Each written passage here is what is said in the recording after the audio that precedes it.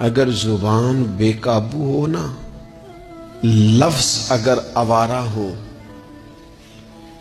جملے اپنی مرضی کے نکلیں تو پھر نیکیاں ضائع ہو جاتی ہیں۔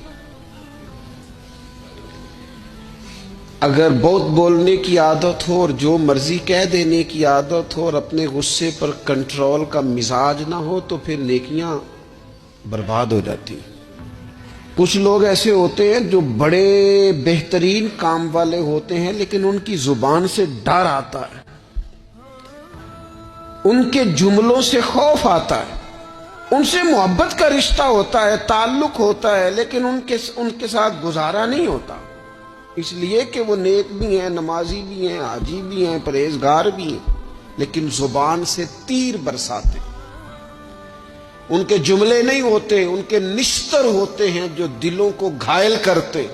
ایسا آدمی اپنی نیکیاں ضائع کر بیٹھتا ہے۔ بڑے بڑے جملے بولنا،